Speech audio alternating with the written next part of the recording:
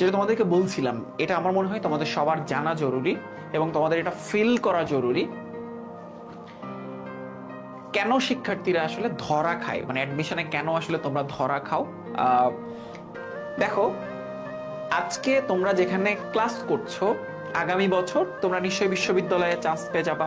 তখন নিশ্চয়ই এখানে দাঁড়িয়ে তোমার জুনিয়র পোলাপানদেরকে তোমরা তোমাদের যেই ভুলগুলো তুমি করেছো, যেই ভুলের কারণে তোমার পজিশন একটু পেছনের দিকে আসবে, সেই ভুলগুলো যাতে না করা যায় সেই অ্যাডভাইস দিবা, তাই না?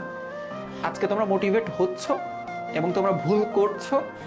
আগামী বছর তুমি যে যে ভুলগুলো করছো, সেই ভুলগুলো তোমার জুনিয়র যাতে না করে সেই অ্যাডভাইস তোমার জুনিয়রদেরকে দিবা এখানে দাঁড়িয়ে। এটা বছরের পর বছর হয়ে আসছে। সো কি ভুল আসলে হয়? তোমরা সবাই এখানে একই প্রোগ্রামে পড়ছো, প্রতিদিন পড়াশোনা করছো, অনেক হার্ডওয়ার্ক করছো, এক্সামে ভালো করছো, কিন্তু আসলে কোন কোন ভুলের কারণে আসলে চান্সটা হয় না? তার মধ্যে মেজর ভুল হচ্ছে দুইটা। একদম প্রথম ভুল যদি বলি, প্রথম ভুল হচ্ছে একাডেমিকে অনেকের বেসিক ক্লিয়ার না, অ্যাডমিশনে এসে দ্রুত ক্লাস শেষ করে ফেলেন, দ্রুত একটা চ্যাপ্টার শেষ করে ফেলো, ঠিক আছে, এরপর নতুন একটা চ্যাপ্টার শুরু করে ফেলো, অর্থাৎ তোমার বেসিকটা কখনোই ক্লিয়ার হয় না। তো তোমার ফাউন্ডেশনটা স্ট্রং না হওয়ার জন্য যেটা হয়, পরীক্ষায় প্রশ্ন তো সরাসরি বই থেকে দিবে না, সরাসরি বইয়ের লাইন তুলে দিবে না, একটু ঘুরিয়ে পেঁচিয়ে দিবে। সো তখন তুমি আসলে ওইটার অ্যান্সার করতে পারবা না। অ্যাডমিশনে চান্স পাওয়ার জন্য সব থেকে গুরুত্বপূর্ণ হচ্ছে বেসিক ক্লিয়ার থাকা। সো তুমি যখন একই ব্যাচে অনেকের সাথে ক্লাস করছো, তখন দেখা যায় যে সবার সাথে সাথে তুমি আগাচ্ছ, কিন্তু তোমাকে আগাইতে হবে তোমার গতিতে। তোমার বেসিক কতটুকু দুর্বল সেটা তো আর সবাই জানবে না। তোমার বেসিক ক্লিয়ার না হইলে তুমি আটকে যাবা ফর শিওর। একটু ঘুরিয়ে পেঁচিয়ে দিলেই তুমি আটকে যাবে। এই জন্য বেসিক ক্লিয়ার করা মাস্ট। একটা ক্লাস লাগলে 5 বার দেখো, একটা পড়া লাগলে ভাইয়াকে 5 বার জিজ্ঞাসা করো, কিন্তু যতক্ষণ বেসিক ক্লিয়ার হচ্ছে না টেবিল থেকে উঠবা না, যতক্ষণ বেসিক ক্লিয়ার হচ্ছে না ওই চ্যাপ্টারটা ছাড়বা না। বাকি যেটা সেটা হচ্ছে, তুমি যখন প্রশ্ন সলভ করছো তুমি দেখবে অনেক জায়গায় আটকে যাও, তাই না? আটকে গেলে নিজে নিজে প্র্যাকটিস করো। উত্তর দেখে ফেললে তোমার সব প্রশ্নের উত্তর তোমার কাছে মনে হবে যে আমি সবই তো পারি।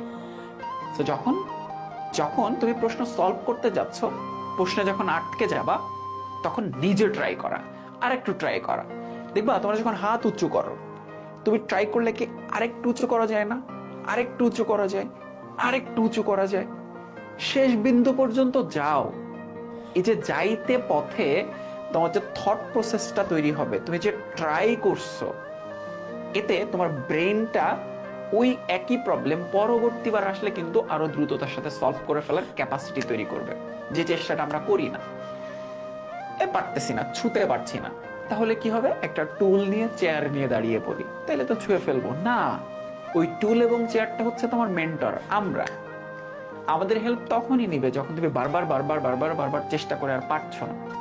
তো তোমরা হাল ছেড়ে দাও, অ্যান্সার দেখে ফেলো, সলিউশন দেখে ফেলো, তাইলে তো তুমি ওই প্রবলেমটাই শুধু সলভ করতে পারবা। ওই প্রবলেম ঘুরিয়ে দিলে আর সলভ করতে পারবা না। তার মানে তোমার প্রবলেম সলভিং স্কিলটা কিন্তু তৈরি হইল না। সো ম্যাক্সিমাম শিক্ষার্থী পুরো চ্যাপ্টারটা সবই পারো, সবই ভালো মতো মুখস্থ করেছো, কিন্তু প্রবলেম একটু ঘুরিয়ে দিলে সলভ করতে পারো না। কারণ তোমাদের এই যে চেষ্টার প্রান্ত বিন্দু হচ্ছে এটুকুই, কিন্তু তুমি চাইলে আরেকটু চেষ্টা করতে পারো, তুমি চাইলে আরো একটু চেষ্টা করতে পারো, তুমি চাইলে আরো একটু চেষ্টা করতে পারো, আরো একটু উঁচুতে উঠতে পারো। সো ওই থট প্রসেসটা তোমাদের মধ্যে তৈরি করো, ঠিক আছে? সো এই দুইটা প্রবলেম যদি তোমরা সলভ করো, দেখা যাবে তোমরা কেউই তোমাদের চান্স আসলে মিস হচ্ছে না, ঠিক আছে?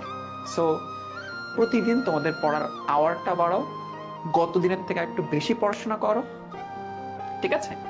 আর যত বেশি সম্ভব নিজে নিজে প্রবলেম আইডেন্টিফাই করে নিজে নিজে সলভ করার ট্রাই করে দেখো। আশা করছি তোমরা ঠিকঠাক মতো পড়াশোনা করলে তোমাদের সবার চান্স হয়ে যাবে।